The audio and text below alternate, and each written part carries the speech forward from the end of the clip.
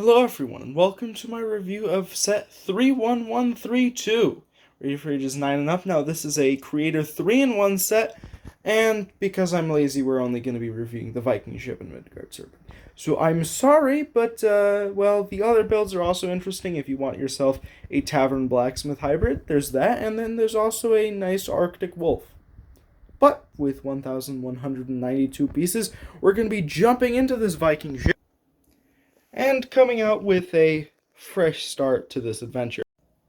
Now, this is quite a lengthy and tall ship. The Midgard Serpent is also quite large, but in comparison to other water vehicles that we've had recently, it is about on par with the length of the Creator 3-in-1 pirate ship, although the pirate ship itself is a bit taller, given the fact that it is a pirate ship and it's got larger sails, and the fact that it's got these raising tall masts, whereas this one just kind of doesn't really have a crow's nest. Instead, it just has crows, so, that makes up for it. But we also have one more thing. The Barracuda Bay, which really just if you're on this, you're, like, not even going to notice it there next to the other pirate ships. So it's really not that fair of a comparison, if I'm being honest. But unlike the Barracuda Bay and 3-in-1 pirate ship, we are dealing with something a bit different for once. We are dealing with a Viking ship, which we realistically haven't seen for quite a long time. So it is quite exciting to be getting something different, even though pirate ships are absolutely fantastic. And I know people that want more of them instead of the Midgard Serpent, which is over there just smiling away creepily, because we definitely needed that right now in our lives. Now, we do get ourselves 4 minifigures here.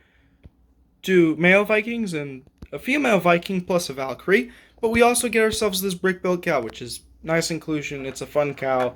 It's gonna do what you need to do, but we're just gonna put it next to the Midgard Serpent. Have fun. Don't eat the cow, please. But our first minifigure here is quite interesting. They've got themselves this shiny silver. I don't know the scale of this axe, but it is definitely dual-bladed. I don't know whether it would be considered a light or heavy axe, but that's for the Viking to decide with their tooth-shaped horns on this specific Viking helmet.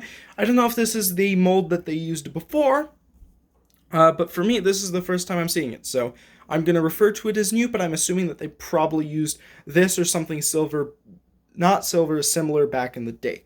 Now, they do also have this orange beard, and we'll get to the torso in a second, but they do have some matching orange pants. Giving them a nice clean shave reveals a bit of a crooked face here, where this is actually used for Lego City Crooks, but they do have a bit of stubble. They do have a bit of an upset expression. They did not like their beard being shaved off, but they also have a bit of a green overlayered on top of some of their armor. Now, they do have an interesting belt buckle, and they do have themselves a little bit of a few pouches, so they are a pretty unique character, plus they have a bit of a necklace, so fun crook here with the Vikings doing what Vikings do best. Raiding and pillaging coastlines, because why not? Now, our second Viking has a notable difference in the fact that the camera isn't shaking wildly at the fact of their insecure future. Or unstable, rather. But, they're having some tough times right now. But this Viking here is a bit more in the zone, ready to do some work. It's a tough world out there, and, well, they've got their navy blue pants here to help them through.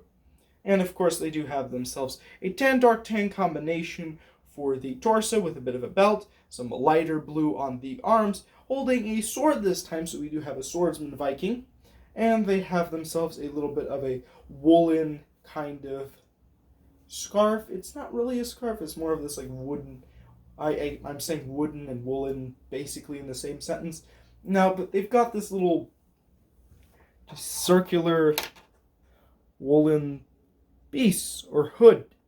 Honestly, hood makes a lot of sense now, but realistically, I'm not sure what it is. So, that's a good start. They do have the same Viking helmet that we saw before, but their head is slightly different in the fact that they're older, wiser, and actually have a gray beard, unlike the last minifigure.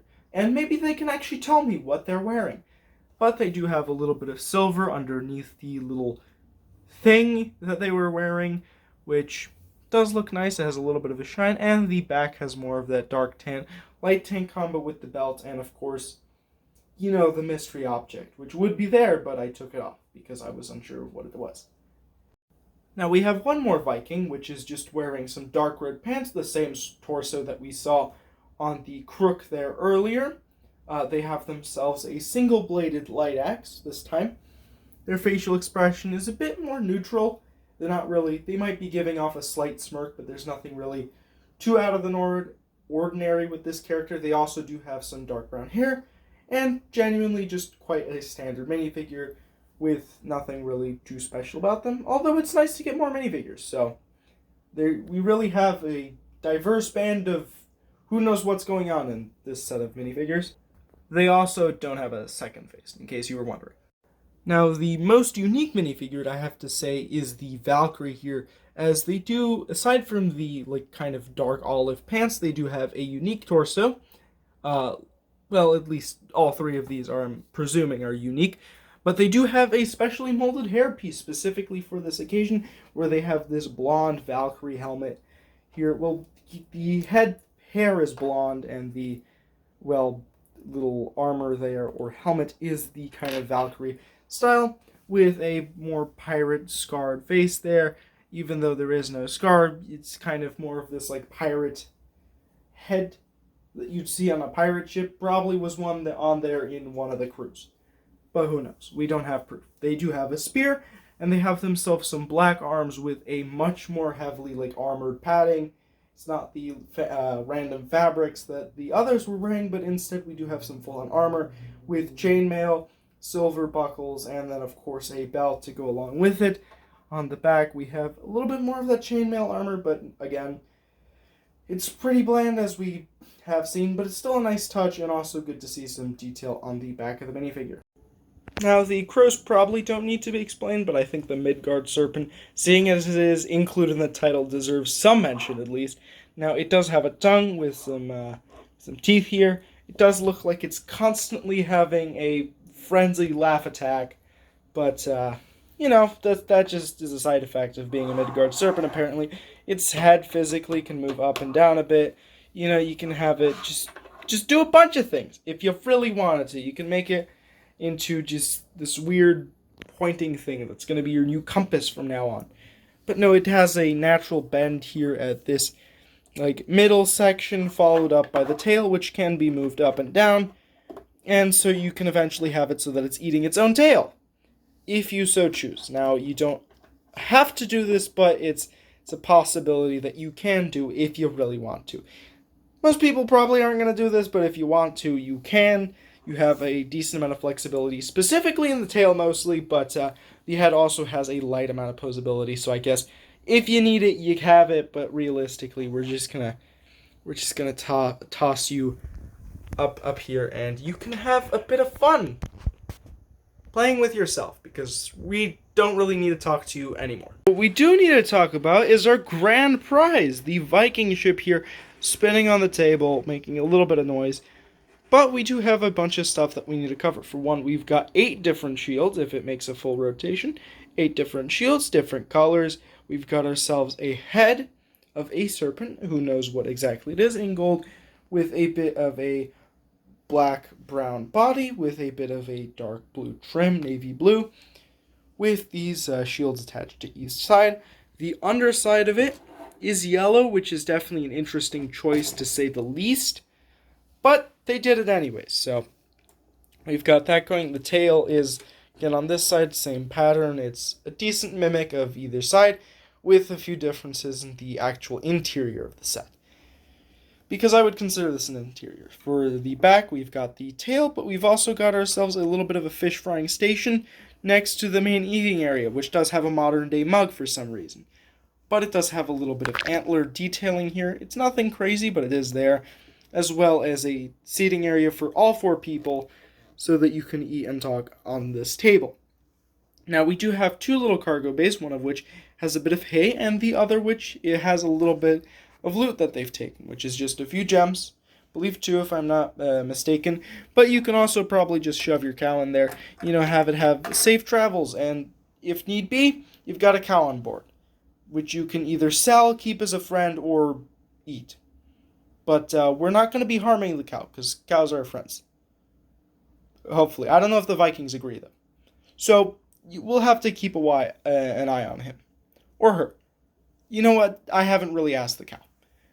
But we've got ourselves a little bit of a... I guess you could call it a manned crossbow, but you could also technically call it a ballista. I don't really know which is realistically what it is, because it seems like a little bit small to be a ballista, but it also could be a ballista. You know, I'm going to stop talking about whether this is a crossbow or ballista. But we do have some extra torches so that you can see on the night. We have some extra payloads that you can load into the little firing mechanism here, which you just put it in. If you could see past my hand, you put it in sideways, if you could get it in. You pull this back, and we're going to shoot it off somewhere, and I'm probably going to lose it, but you pull it back, and, well, we didn't lose it. It's really a hit or miss with this. I don't think it's the best firing mechanism. I think it's more of like a attempted aesthetic touch, because it doesn't look the best, but it also doesn't have the best function. So they kind of tried to go with a mix of function and design here, but form and function, but it didn't really work out, which is unfortunate, but also it looks passable. I think it works okay with the rest of the set. But moving up, we do have the not the sprited, but the patterned here with the red and interchanging white, with the flag at the top with a steering wheel, which actually works quite well for this top piece. We've got our two crows, which use flippers, and probably a piece that would work great as like a gun piece, if you want to have like a blaster for Star Wars, or if you just want to have like a little bit of a grappling hook. Probably works well for both those features, or if you just want to have a regular firearm.